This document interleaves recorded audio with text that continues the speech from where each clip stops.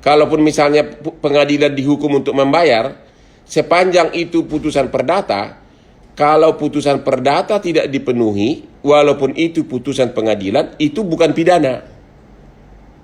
Ya, beda dengan kalau unit yang sudah saya beli ternyata dijaminkan atau dia berbohong, ya, sehingga tidak bisa jual beli. Itu pidana bisa. Cuma sebagai saya bilang tadi, pembeli unit ini kan hanya mungkin orang-orang muda yang baru punya rumah satu. Dia melawan konglomerat, mana kuat dia sehingga dia ragu-ragu untuk melapor polisi. Dia cuma mungkin uang cicilan rumahnya baru misalnya 700 juta, dia harus melawan developer yang triliunan hartanya. Akhirnya dia pasrah, ikut aja antri di pengadilan, ikut bersidang, ikut voting berhari-hari. Ya kasihan sih, apalagi waktu musim corona kemarin, bukan kemarin, sekarang pun masih, setiap ada voting PKPU developer itu ratusan pengadilan niaga itu. Ratusan antri, dan banyakan adalah muka-muka sedih, pembeli-pembeli unit. Kita bisa melihat pengantin-pengantin baru yang mungkin itu rumah pertama, dia harus ikut daftar, ya. Dia mau bisa apa lagi? Dia mau lapor polisi, dia tahu dia lemah. Itulah pemandangan sehari-hari kalau Anda pergi ke pengadilan niaga pada hari kerja. Makanya sebenarnya perlu reformasi dalam bidang kepailitan ini. Perlu reformasi, cuma anehnya kemarin waktu Omnibus Law sama sekali kepailitan itu tidak disinggung, sama sekali tidak disinggung. Ya. Tidak ada disentuh kepailitan dalam Omnibus Law. Ya revisi pun kalau yang membuatnya birokrat ya beda, dia harus memanggil Hotman Paris baru benar gitu loh. Ya.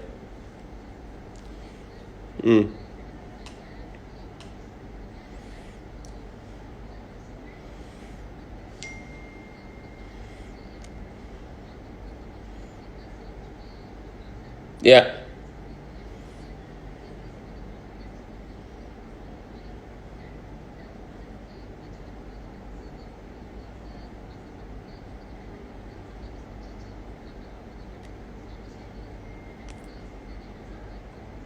Oke. Bentar dulu. Dia berutang ke bank atau berhutang ke developer?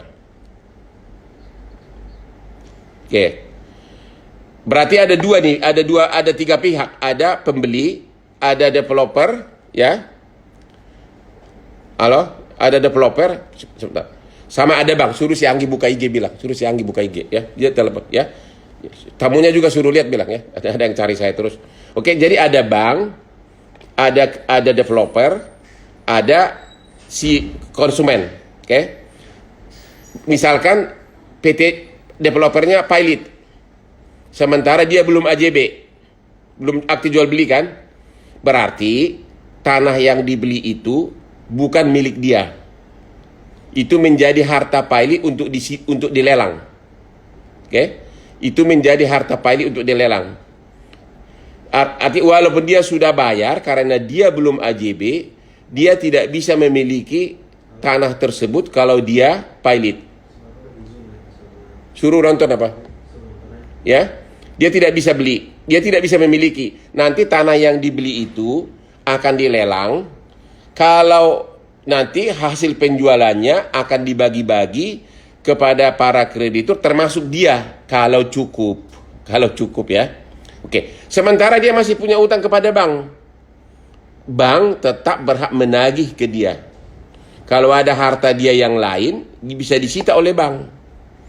Artinya, kalau developer pilot bukan berarti membebaskan pembeli unit konsumen dari hutang kepada bank. Karena itu dua hal terpisah. Gitu loh.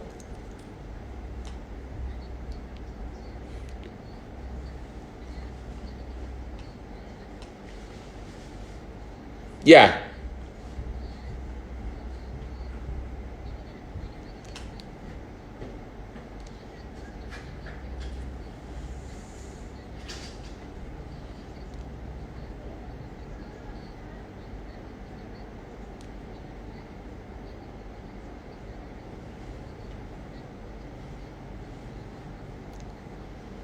Ya itu kenyataan yang terjadi sekarang. Kan saya udah bilang tadi, Kalau Anda ke pengadilan niaga sekarang ini, yang tiap hari itu banyak perusahaan developer yang mengajukan PKPU, banyak ratusan warga yang membeli unit itu pada antri, dan mayoritas developer itu menang voting karena dia berhasil membujuk para pembeli unit ini untuk setuju dulu atas perjanjian perdamaian ini. Sementara si pembeli unit ini yang perorangan itu kan sebagaimana saya bilang tadi, tidak berani dia membuat laporan pidana, tidak berani dia membuat tindakan hukum lain. Toh cicilan rumahnya cuma baru 700 juta, dia harus melawan konglomerat yang piutangnya triliunan. Ya itulah kenyataan hukum. Jadi sekarang ini memang dalam bidang industri properti banyak benar perorangan ya pembeli-pembeli rumah pertama itu sangat dirugikan. Karena walaupun dia sudah cicil, bahkan sudah lunas pun, menurut undang-undang, kalau belum AJB, maka kalau si developernya itu pilot, maka rumah tanah itu tidak bisa jadi milik dia. Dia hanya terdaftar sebagai kreditur ya terhadap developer. Tanah ini harus dijual, nanti dibagi rata. Itulah kenyataan pahit sekarang ini.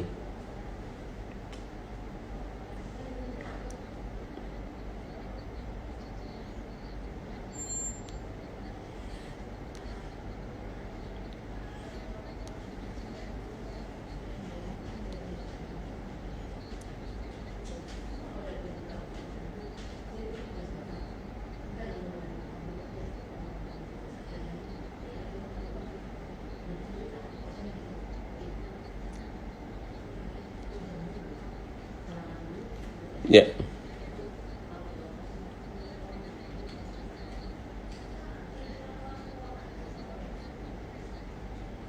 Oke. Jadi PKPU itu kan artinya berdamai. Ya. Penjadwalan ulang. Di situ disebutkan, oke, saya janji saya akan membayar hutang saya lunas dalam 5 tahun. Atau saya janji saya akan kasih sertifikat tanahmu dalam waktu 5 tahun. Ternyata lewat 5 tahun dia tidak mampu, developer tidak mampu. Apa upaya hukum bagi para pihak yang ikut tanda tangan di perjanjian perdamaian ini, termasuk konsumen tadi? Upaya hukumnya hanya satu, yaitu mengajukan pembatalan perjanjian perdamaian tadi untuk mempilotkan si developer tadi. Jadi namanya pembatalan perjanjian perdamaian. PKPU-nya dibatalin agar si developernya pilot. Nah, sesudah pilot, so what next? Lagi-lagi, kembali lagi, punya harta nggak dia? Kalau nggak punya harta ya nggak bisa apa-apa. Karena ini lingkup perdata. Kan saya udah bilang tadi, sekalipun pengadilan memerintahkan misalnya Hotman Paris harus bayar kepada Ibu Endang yang cantik 2 triliun. Ya, tahu-tahu saya tidak penuhi, itu bukan pidana. Hanya kalau Endang bisa cari harta saya disita, barulah itu dilelang. Sama lagi dengan PKPU tadi. Kalau para kreditur yang belum terbayar ini tidak bisa menemukan harta daripada si developer, ya isap jari aja, nggak dapat apa-apa. Pidana juga nggak ada karena kan sudah berdamai. Kan sudah berdamai dulu. Kalau saya gagal bayar itu dalam prinsip hukum bukan pidana, perdata gitu loh.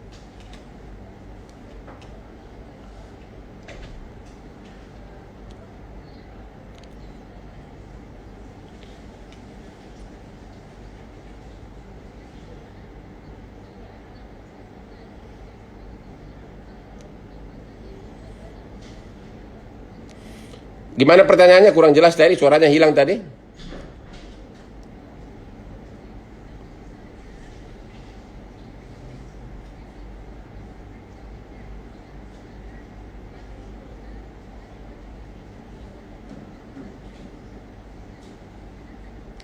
Begini, sepanjang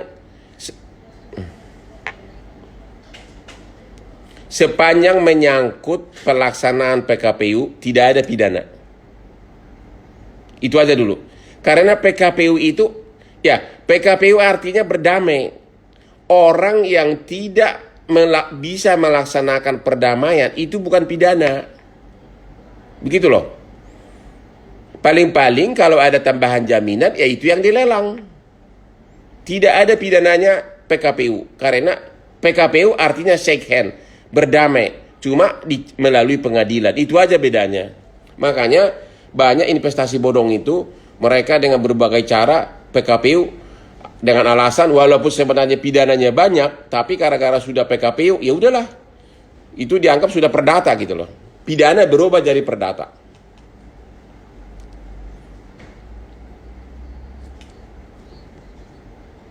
Ya. Hmm.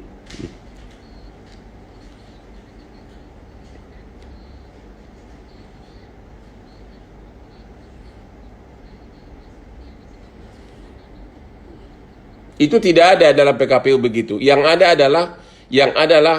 adalah voting. Siapa yang bisa mengumpulkan suara itu yang menang. Ya. Jadi misalnya contoh begini nih, saya kasih contoh nih.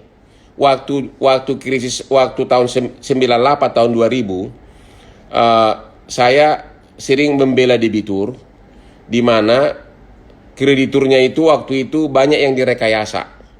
Ya, sehingga kita menang voting. Kalau sudah menang voting, kita boleh mengusulkan usul apapun. Misalnya utang ini dibayar 1000 tahun, boleh. Kan menang voting. Jadi dalam PKPU itu nggak ada istilah berkeadilan, adanya voting, matematik. Ya, 1+1. Ya, kalau menang, kalau hak suara dari kepala 50% tambah 1 menang, ya menang.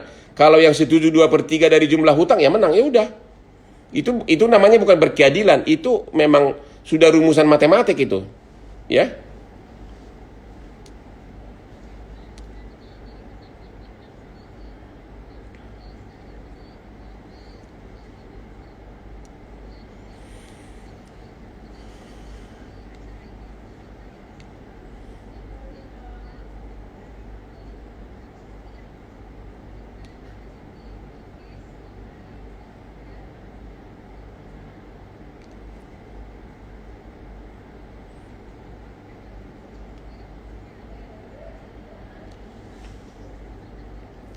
Oke, saya kasih contoh.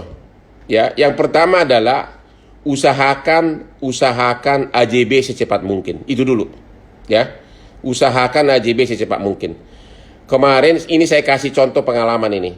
Saya memesan 36 ruko dari Agung Sedayu di Sedayu City Kelapa Gading, ya. Saya justru sempat khawatir saya pribadi yang turun mendesak direksinya agar segera ayo AJB gitu. Sampai padahal itu orang-orang kita tahu Agung Sedayu kan bonafit ya. Kita tahu, tapi kan mana nobody knows kan, ya kan? Karena ini kan badan hukum terpisah. Sampai saya sedikit ngedesak terus. Saya aja begitu gitu loh. Akhirnya berhasil. Baru minggu lalu berhasil saya tanda tangani 36 AJB untuk 36 ruko. Walaupun peak begitu mega, tapi saya tetap ingin biar pasti dulu ya. Karena begitu sudah masuk ke ranah kepailitan seperti tadi itu, ya sudah pihak konsumen itu sudah pihak yang lemah. Selama dia belum melakukan AJB, mayoritasnya tidak semua ya. Mayoritas hakim mengatakan kamu belum jadi pemilik dari tanah rumah yang kau beli. Kamu hanya terdaftar sebagai salah satu kreditur kecil gitu loh, ya kan? Hutang 2 triliun, sementara dia cuma 70 juta atau 300 juta. Berarti tanah ini harus dilelang. Nanti hasilnya dibagi pro rata kalau ada. Cuma nggak mungkin ada, karena apa? Orang tagihan itu kan harus diprioritas. Itu kan sudah diagunkan ke itu, udah diagunkan ke kreditur separatis. Sebelum dilelang, udah dilelang duluan oleh kreditur separatis. Itu kelemahan dari para pembeli konsumen. Makanya kalau Anda membeli properti, usahakan agar AJB secepat mungkin, ya. Hanya itu saja, usahakan AJB secepat mungkin. Kalau Anda pinjam uang dari bank, ya pastikan harta Anda jangan atas nama Anda, saudara, harta-harta lain. Sehingga kalau nanti macet, kalau developernya pilot, bank tidak bisa mencari harta lain saudara, sehingga yang rugi bank sama developer gitu loh, ya. Demikian juga developer. Kalau developer sekarang ini developer sekarang ini lagi di atas angin dengan berbagai rekayasa di pengadilan, dia bisa berhasil memenangkan voting, ya, dengan berbagai rekayasa, sehingga banyak benar developer yang sudah kantongin uang dari bank sebagai pinjaman, sudah kantongin uang dari pembeli, tapi proyek tidak jadi-jadi. PKPU lagi, PKPU 5 tahun lagi, 5 tahun lagi belum tentu dibangun.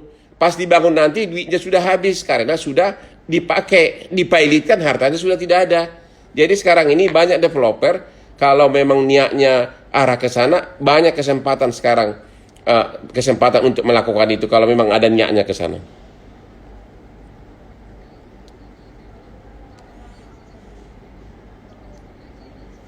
Itu.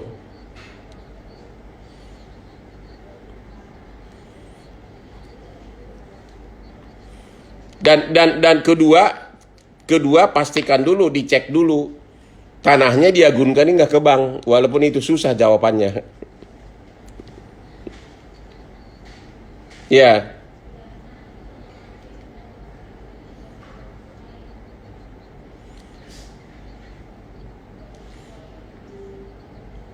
benar.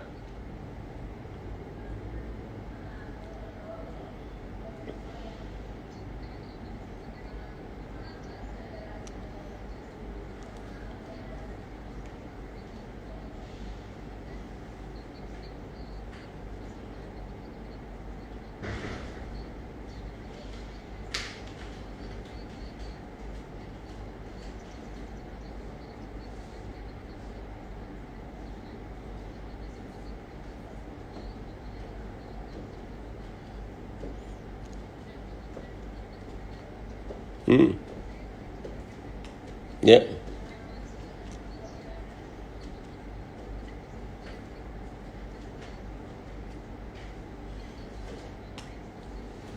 Oke. Eh, saya tidak nyentrik, tapi penampilan itu adalah bagian dari to convince people. Saya dalam industri fight, industri berantem, ya.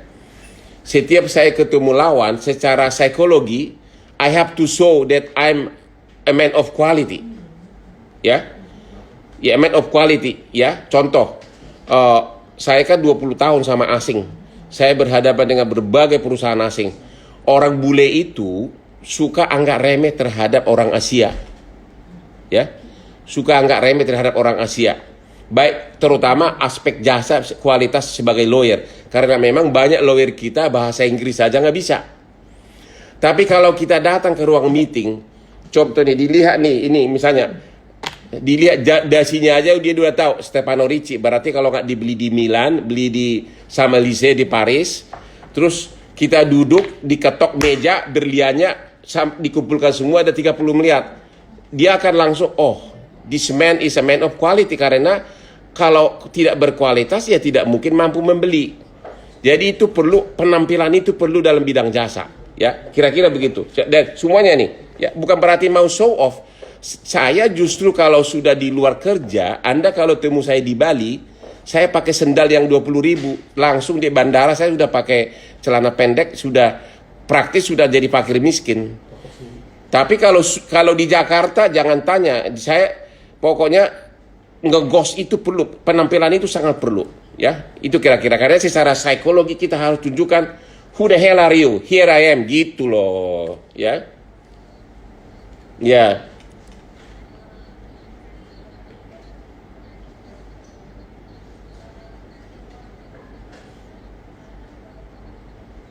ya,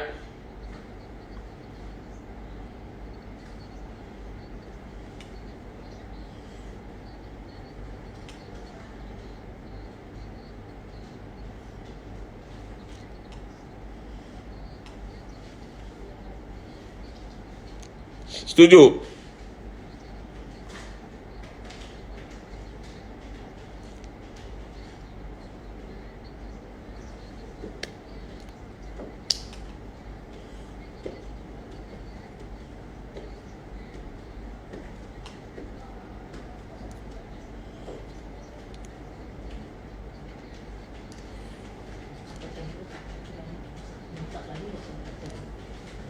Oke, kepada para rekan Arebi, terutama developer, ya jangan terlalu ngerjain pembeli ya, kasihan mereka.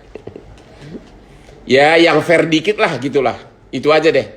Yang fair dikit lah ya, karena di pengadilan niaga sana itu antrian-antrian orang, pembeli-pembeli itu yang mata penuh pesimis bakal rumahnya yang sudah dia cicil bisa kembali. Hanya itu aja. Be fair, itu aja. Thank you. Bye bye Arebi ya.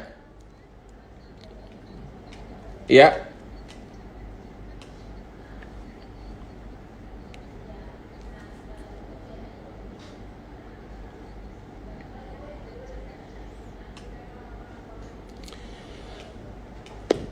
Oke, kepada seluruh anggota pengurus Arebi, selamat ulang tahun yang ke-28.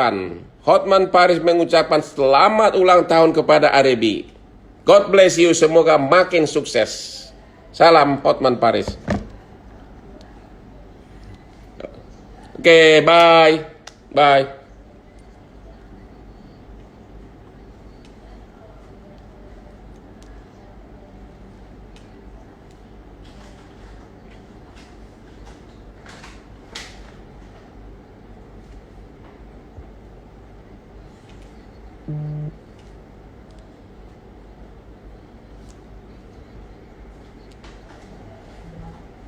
Waalaikumsalam, bye.